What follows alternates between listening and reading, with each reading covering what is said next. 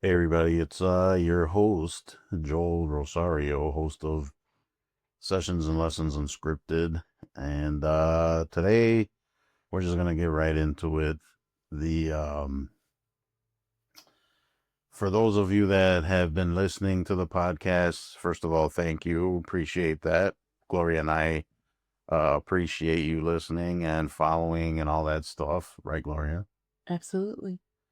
Uh for those of you that listen, you know that Gloria is her day job is she's a caregiver. She used to be a nurse assistant. She's been in the medical field for a while. And one of her clients was her grandmother. And her grandmother a couple weeks ago, 2, 3 weeks ago, maybe got pretty ill. I mean, it was a regular occurrence for her to go to the hospital, and she always pulled through. She was super tough. They would always jokingly say that she outlived everybody. But about a week ago or so, her grandmother was very ill. It looked like she was gonna bounce back once again, and she did not. So she unfortunately passed away, and the funeral was last week. And so yeah, I mean, things have been a little bit crazy around here. Uh, of course, we're still posting and doing podcasts, and admittedly, and we've even discussed it before that we do pre-tape, pre-tape. That's showing my age, right? We do pre-record most of the podcasts, so if you're listening to them and they sound a little off or the timing's off, but yeah, her grandmother did pass away, and of course we're very sad for that, and condolences and thoughts go out to the family. And yeah, Gloria's here now, and she just wanted to share some stuff. Yeah, she just wanted to, kind of talk about grandma a little bit and just kind of reminisce a little bit and just focus on all the positive stuff. And so, I mean, Gloria, go ahead. Your floor is yours. I've been kind of postponing this episode for a while just cuz it's been a lot to go through. It's been a lot to process and it's just hard. Being with someone for so long. I was with her for 14 years, taking care of her. Um so I haven't been myself lately. I guess I'm just still trying to figure life out. Um, I don't know. I don't even know why I'm doing this episode. You know, I And guess I told Gloria she didn't have to do this, but she really wanted to kind of get everything out there. And she's being very brave, uh, jumping on here. And yeah, I mean, you really didn't have to. I don't know. I think I kind of need to do it just to kind of, well, first off, just give my grandmother her respects. Um, she was 89. Mhm. You know, that's that's excuse me, guys. I'm gonna try to get through this without freaking out, but she was 89 years old. She had a long, long night. Thanks No, to you. you know, um, it was hard in the beginning when my grandmother got diagnosed with Alzheimer's. This was 14 years ago, right? A little bit over 14. Hmm. Um, And this was soon after your grandfather passed, right? uh, I want to say it was my timing is so off right now. Um, I noticed it right away. Uh, But everyone kind of doubted it, didn't they? Well, in the beginning, yes, and I understand. I mean, nobody wants to accept that, Well, I mean, their mom, plus you're kind of a few degrees or short of a few, medical. yeah, a few credits short of a medical degree. Yeah, I'm not a doctor, but at that point, Well, you've been around long enough to know. yeah, well, at that point, I had already been working professionally with people with Alzheimer's and dementia and other mental illnesses. I had, at that point, I think I had been working for, I want to say 4 or 5 years. Mhm. So the exposure was there. Well, you were already experienced. Yeah, I had already experienced, people with Alzheimer's and dementia and the beginning stages. And Right. I'd been around the block a few Right. times at that point. And it was hard, in the beginning because I've talked about my grandmother in the past. She was a very, very, very strong person. She was my grandfather's helper, on the farm. They had animals, they had land, they had tractors, they had dogs and cats and Right. a farm basically. And you know, I in the beginning when my grandmother was diagnosed, it was just me stopping by, you know, maybe once or twice throughout the day just to check on her and just to make sure that she'd eaten, taken her meds, Right.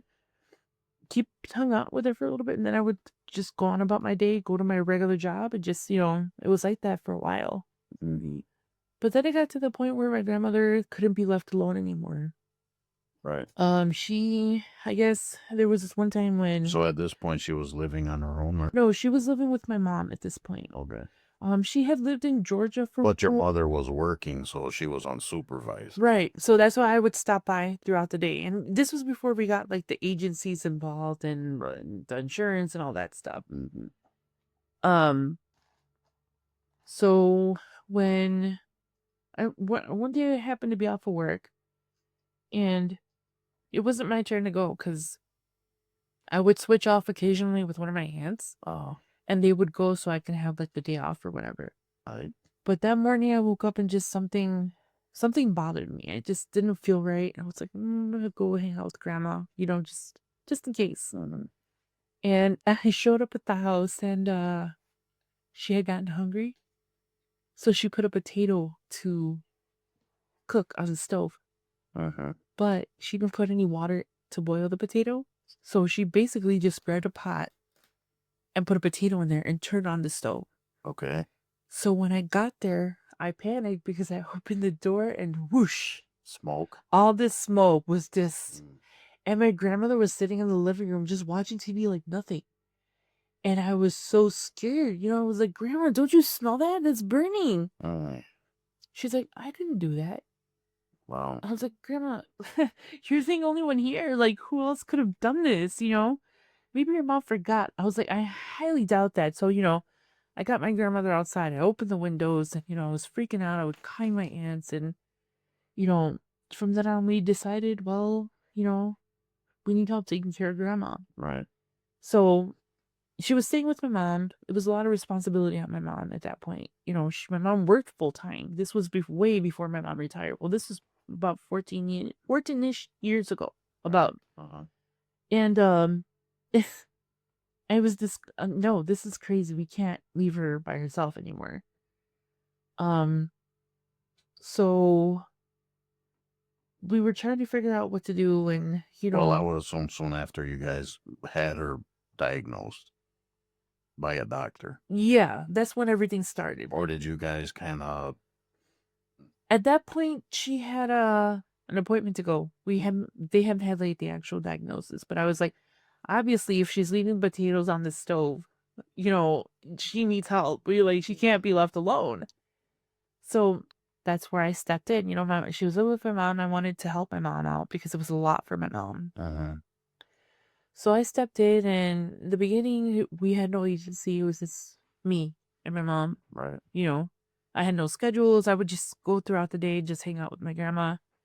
And I would leave maybe like an hour before my mom got off of work. Mm. So my grandmother would lay down. She would take a nap during that time. My mom would come home and wake her up.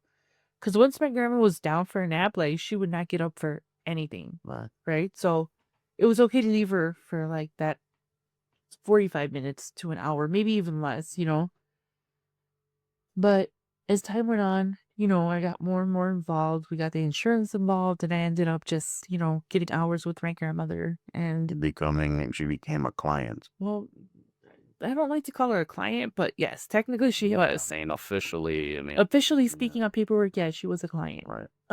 Um, I worked other jobs while I took care of my grandmother, but eventually, like, she needed more help as time went on. And your mother was working at the Yeah, my time. mom was Your parents were working. Well, they weren't necessarily working, but they were busy with their businesses and stuff, and just yeah, my uncles have businesses, so um, I would rather take care of her than anybody else because hello, I had like more experience with everything, and I wasn't about to let a stranger come and take care of my grandmother. That was my biggest fear. Like, no, because to work in this field, especially taking care of people with dementia and Alzheimer's, you have to have compassion and you have to be a very easygoing person. Well, I mean, it's understandable too with some of the horror stories that you hear. Yeah, and it was like, Yeah. no, Yeah. I mean, no. I've worked in nursing homes, I've worked in facilities and hospitals. I'm not going to talk bad about the industry, but it's not as regulated as you would think. Right. So I was like, no, I will make it work. I will take care of her. Long story short, I ended up just being with her more and more throughout the years, and here I am. Then, well, my mom got sick last year at this point, or almost 2 years ago. Almost 2 years, maybe. Yeah, at this point, almost 2 years ago. Yeah, you're both your grandmother and your mother. Yes, my mom had a stroke, and then like 3 or 4 days later, my grandmother had a stroke. Yeah. So they had a stroke back to back. My mom was in one hospital in one town, and my grandmother was in a different town hospital. So that was fun. Yeah. I had my work cut out for me because I had two people that severely needed me at that point. Right. So, you know how I started spending less and less time at home and more time, with my mom and my grandma. Well, And everything was going good. My mom has she's not 100%, but she's doing so much better than she was in the beginning. And my grandmother, she always had this spirit. She was a fighter, Well, like I said before, we'd always joke around that she was going to outlive everyone. She'd been to the hospital so many times. Yeah, since I've known you. Yeah, Almost every year. Every year she went to the hospital, and unfortunately, this was the last time. Right. We had hoped that she was gonna get better. Which she was for a little while. It was to this day I don't understand fully like what the hell happened. I really don't. I've gone through the scenarios in my head and it's I can't accept it, but it's reality. So my grandmother had been in the hospital. She went in because she had a fall and she was losing blood internally and they couldn't find it. It was such a small hole in her vein that they couldn't find the location, but it was significant enough to where my grandmother was losing a significant amount of blood. Well, her pressure kept dropping. Yeah, it was dropping, and her red blood count kept going down. The average for a female or a male, well, I think for a female, I'm just gonna give you the female stats because I'm not too sure, but the female red blood cell count should be at least between, at lowest, 13 to 15 is considered normal. Okay. The first night we took my grandmother to the hospital, they couldn't figure out what was wrong with her. And, we eventually found out what was wrong. Right. And why her blood count kept going down. But she was basically hemorrhaging. She was slowly hemorrhaging, and it was so slow and so minute that they couldn't find where Well, yeah, it was coming the from. human body, it could be anywhere. Anywhere. And my grandmother was 89 years old. It could have been anywhere. Right. It could have been in between her toes. Like, her body was so fragile at this point. Yeah. That it could have been anywhere. And because she was on Coumadin, which is a blood thinner, it made the situation even worse. Well, it makes it very dangerous, right? Yes. It has such a small hole in your vein can take you out if you're on this medication. Uh, And, we started to worry, and the doctor said she's going to need a blood transfusion. And then that's when I knew that my grandmother was probably going to pass because, she's, That's against their belief, yeah, having a blood transfusion. yeah. So I knew off the bat, I was like, we're just buying time with her, And from what we were discussing, it seemed like the doctors were pretty straightforward with you and what was going on, right? Well, with me, yes. With my family, not so much. I had a rapport with the doctors. I was like, look, you guys don't have to sugarcoat anything for me. I'm like, I've been with her for 14 years, but I know there's something wrong. I was like, if my grandmother breathes wrong, I know. If she blinks weird, I know, Right. you know. And they're like, well, we don't want to make you guys lose hope. I was like, I'm not looking for hope. I want, like, the truth. Yeah. So give me it to me straight. give it to me straight. Yeah. I was like, of course it's gonna hurt, but I need to start preparing my mom and, my family to kind of receive the news, Mhm. And because I'm the one that was with her most of the time with the doctors, I had the relationship with the doctors. Right. And the doctor was like, okay, he's like, well, at this point, we've done all we can do. Like, they're not accepting a blood transfusion for her. She's too old to go to surgery, so we can do explorative surgery. Mhm. That's going to do more damage than Well, yeah. anything because, she's going to lose more blood. Mhm. They're like, at this point, anything that we do is just buying you guys time with her. We recommend you guys taking her to a hospice and, just start planning for the end of life. Right. And I was like, okay. They're basically telling you to make her life comfortable for her. Right. Yeah. So all of a sudden her numbers went up. Mhm. They decided to do an alternative treatment, I guess. I'm not going to get too much into it or too specific, but It was a fairly new treatment, or no? it's not new, but it's not 100%. Like the doctor said, it might trick her body into producing more blood cells, Okay. but it's not a guarantee, right? So they gave her a mixture of whatever is in the blood, but through synthetically. So it's synthetic blood. Okay. And they gave her, I think, 8 treatments. So for 8 additional days, her numbers would go up. Her blood count would go closer to, 6, and then 7, and then back to 5, and then Oh. 9, and then 10. And we just thought, like, she's gonna get better, and I think there was one more day left in her treatment, and I believe by the time that we were not asked, but by the time we were released from the hospital, my grandmother was like, I think at 10, Yeah, I think you said it was like 11. 11, 10. Yeah. She was so close to being 15, Right. which is the magic numbers that we were looking for. Right. So our expectations were is that we were going to take her temporarily to this facility, Right. get her to the point where she can at least eat more. And I was going to go back to taking care of her like regular, Right. and then work with her physically and, But at this point, the treatments were done, right? yeah, There was and no everything was working. Everything Okay. was going great. And, But after that 8th treatment, it was just supposed to like coast from there. yeah, it was supposed to keep going. Keep going up. And the thing is that, we asked them to perform a blood draw on my grandmother because we're like, okay, we need to come up with a care plan because it's either we leave her here in the facility, which we didn't want to keep her in the facility. Sure. We wanted her home. Of But course. we also didn't want to take her home if she was going to be miserable with us. We were just trying to make her comfortable, whatever that situation was. And, excuse me, they did the blood work, and it was like at a 14. She was right there. And she was right there. And she started perking up and talking and eating more. We started to have family come in from Mexico and from all, different states. Right. And everything was so good with my grandma. And then I remember the day that she passed, I you know, Now this was at the hospice. Now this is at the hospice. This was the last day that she was there. okay. And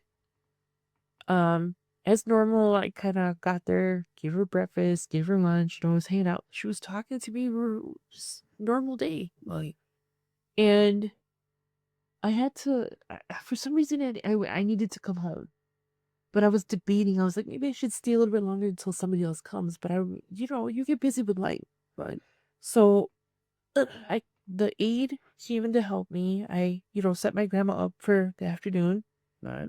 I washed her face, brushed her hair, made her presentable because, my family was gonna come a little bit after I left. Right.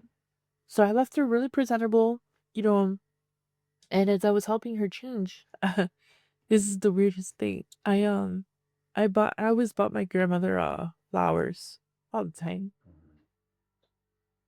And the flowers were like ugly. You know how the water gets murky? And so I was like, oh, grandma, those flowers are so ugly. I was like, don't worry, tomorrow I'm going to bring an even bigger bouquet. And she told me, don't worry about it. Don't rush. I was like, okay, that's kind of a weird thing to say. So I left and I got a phone call to go back to the facility and I managed to talk to the nurse and he's like, I'm sorry, your grandmother passed. I don't think I've ever driven so fast to see her. And it was hard, nobody was expecting it because You guys expected her to bounce back. we wanted her to bounce back, but with the stroke and everything that she had gone through with the fall and just everything, it didn't, her body was done, you know, and it sucks. I guess I'm having a hard time like processing life, you know. Um, I can't fight myself, you know. Uh, this is hard, but I haven't been answering my phone calls. I'm just kind of like shut down, and you know, I appreciate everybody like reaching out and just calling me to see how I am and stuff. I'm not answering. I'm not ready to, you know, talk to anybody. At this point, I lost track of time. I think it's been like 3 weeks. Today is actually 3 weeks that she passed, and we had her funeral and everything. I'm so thankful that my family came together and was with her. You know, obviously not under the best of circumstances, but what can you do at this point?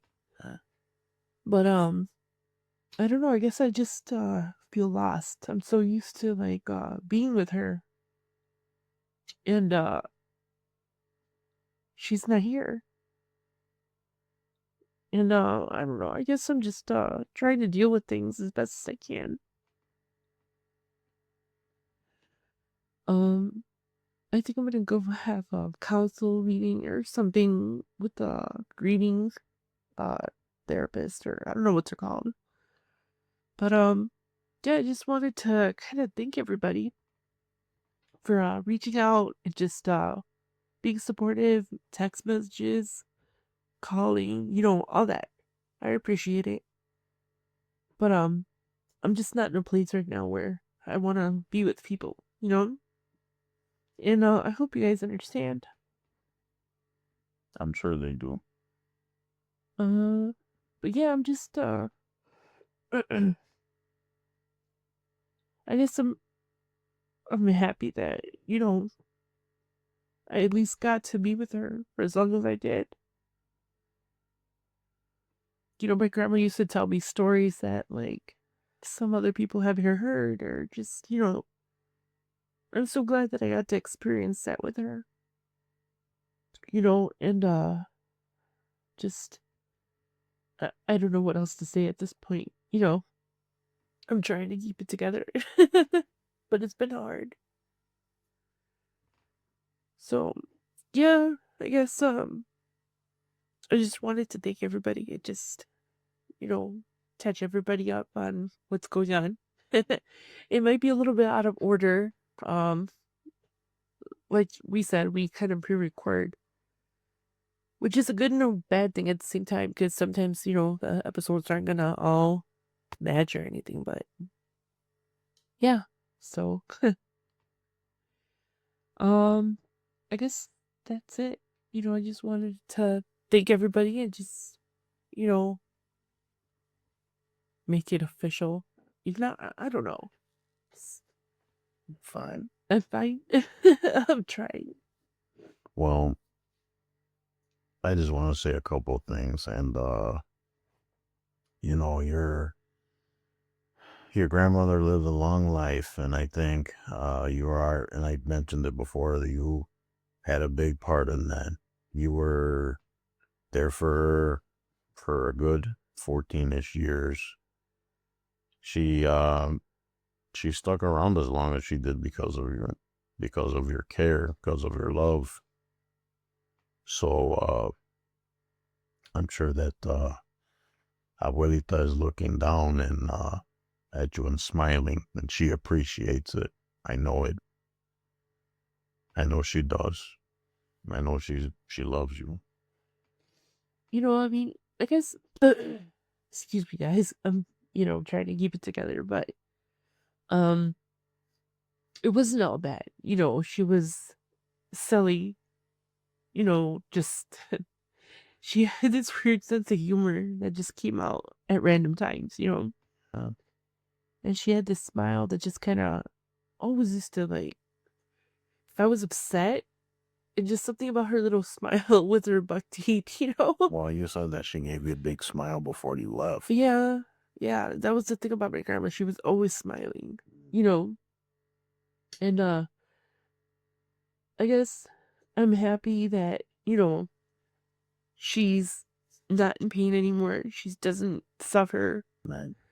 She at this point, when you have dementia and you have other medical issues, you're not living life anymore. Right. So I guess it's like a release, and I don't want to say that I'm happy that she's gone because I'm not. I feel her loss every day. You know, it was easy to kind of deal with for a while because my family, you know, was still here. And as they started to like leave and go back to their cities, states, and countries and all that, Yeah. it's kind of like I'm left by myself. Now it hits hard. Man. But anyways, guys, thank you for listening. Um, I guess we'll get back to normal. I'll find my new normal eventually. Well, my love, I want you to know that I mean, everyone grieves differently, and you take as much time as you need. And I'm here, of course, for you. Shoulder to cry on, ears to listen. So I love you very much. And I'm trying. I really am trying to, find my new normal. It's just, like I said, it's fresh, and yeah, I'm just kind of here. And I know it sounds cliche, and I know when I was dealing with grief, it's not something you always want to hear, but uh, you know, it'll be better. I know. And, people ask me all the time, like, oh, how are you feeling? How are you doing? I was like, well, I just lost a huge part of my life. Like, how do you think I'm doing? But I know people mean well. Hearts are in the Their hearts are in the right place. It's just, I'm having a hard time grieving and dealing with it. So I don't know how to, like, react to people, but I'll figure it out. You know, um, I keep wanting to wake up and just, being okay all of a sudden. But that's not how it works. So I'm gonna work on it. We're still gonna keep recording and stuff, and I don't know. I'll update you guys in a couple months, weeks. But until then, I guess we'll just keep recording like normal. And of course, we're here for you. So I know. Thank you so much. You know, I want to thank people who showed up and like have been calling for real. Like, it means a lot. And like I said, I'm avoiding calls and I'm not texting people. I need your space. I need my space at the moment, you know, and, you know, I want to say thank you to you too, because, you know, you've been so supportive during this whole time. Of course. So yeah, that's the episode, I guess. Let's wrap it up. All right. All right, guys. We're just gonna leave it there. So yeah. Thanks for listening, and you know, don't forget to revisit the website and all that stuff. And I almost don't feel right even saying any of that stuff I normally say at the end. It doesn't seem right. I know. No. So I mean, we're just gonna leave it there. And This whole episode is this big. I don't know what I'm doing. Just that's fine. You're good. all right, guys. We'll talk to you guys later. We'll sign off like that. All right. We'll see you later. Bye. Bye bye.